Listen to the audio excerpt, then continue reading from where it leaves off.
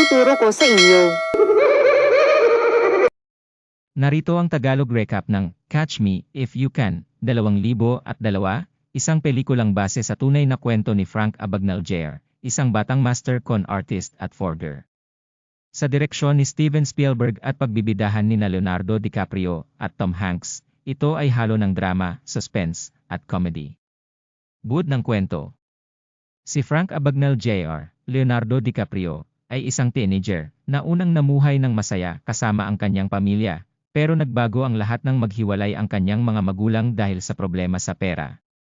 Dahil sa galit at lungkot, tumakas siya sa bahay at nagdesisyong mabuhay ng mag-isa. Habang nag-iisa, nadiskubre niya ang kanyang talento sa panlilinlang.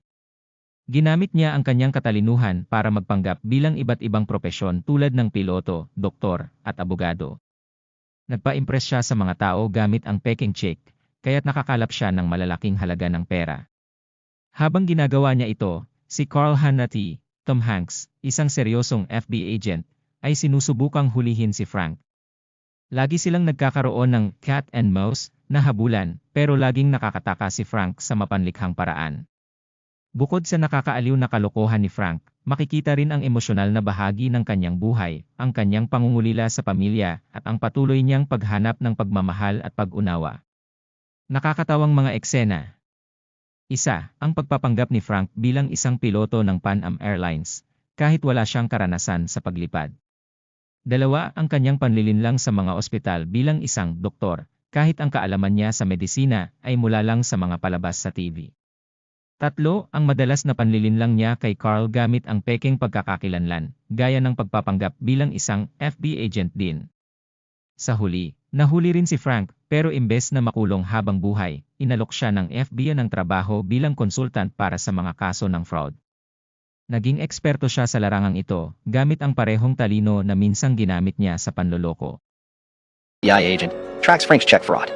Discovering Frank's location in a hotel, Carl attempts an arrest, but Frank, feigning to be Agent Barry Allen of the United States Secret Service, manages a daring escape. Carl realizes he has been deceived only after Frank has vanished. Despite collecting fingerprints and room information, the pursuit leads to dead ends. In another meeting with the Pan Am executives, Frank discovers that he has garnered various nicknames, including the Skywayman and the James Bond of the Sky. Fueled by this recognition, he acquires a Bond-style suit and joyrides in an Aston Martin. Shortly thereafter, at a hotel, he encounters Cheryl and Jennifer Garner, a magazine model. She proposes spending the night for $1,000, but Frank asserts he only has a $1,400 check. Cheryl suggests he endorse it to her, promising to pay the remaining $400 in cash. Surprisingly, Frank ends up being paid by Cheryl for the encounter. Using his ill-gotten gains, Frank endeavors to reunite his divorced parents. He treats his father to a lavish dinner and gifts him a new Cadillac. However, Frank Sr. declines, citing IRS scrutiny and Paula's refusal to communicate. Months later, on Christmas Eve, Carl works alone in the FBI office when Frank calls to apologize for their hotel encounter. Carl rebuffs the apology, challenging Frank to meet face-to-face. Although Frank provides his location, Carl doubts its authenticity. As the conversation unfolds, Carl realizes Frank's loneliness. Frank, angered, hangs up, and Carl resumes his investigation with renewed vigor. Carl learns that Barry Allen is a character in the Flash comics, suspecting Frank may be a minor. Unable to find records or fingerprints, Carl recalls Frank's mention of the New York Yankees, leading him to search for runaways in the area. Eventually, they trace Frank's mother, now married to Jack Barnes. Recognizing Frank in a yearbook photo, Carl informs Frank's mother of his $1.3 million check fraud. In Atlanta, Frank befriends Brenda Strong, Amy Adams, a nurse.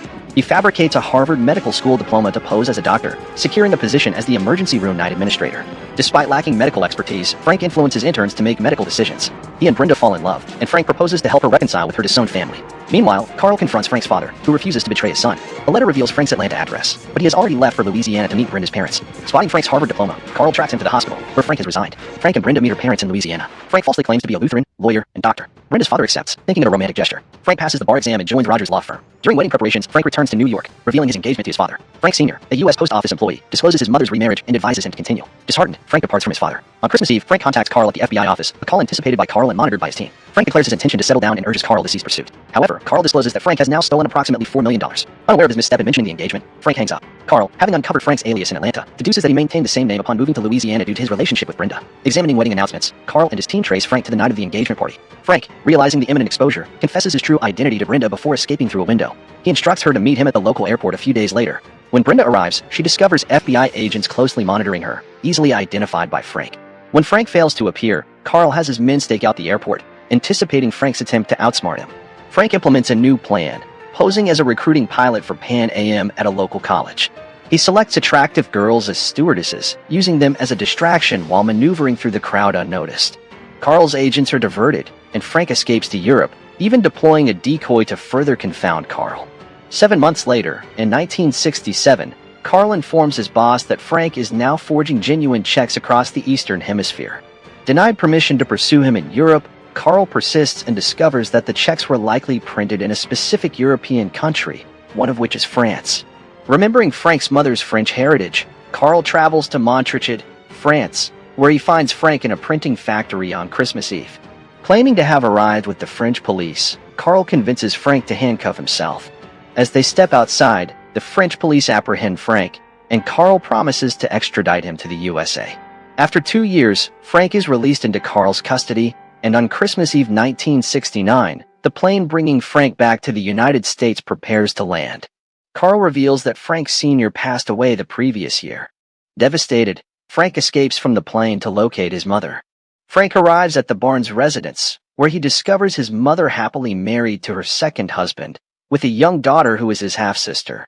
Realizing his family has moved on and with his father gone, Frank surrenders as Carl and local police arrive to arrest him before his true identity is recognized. Frank is tried, convicted, and sentenced to 12 years in maximum security federal prison in Atlanta. Over the next 4 years, Carl visits him regularly, especially during Christmas. During one visit, Frank effortlessly identifies a forger Carl is pursuing by glancing at a check, offering a valuable lead.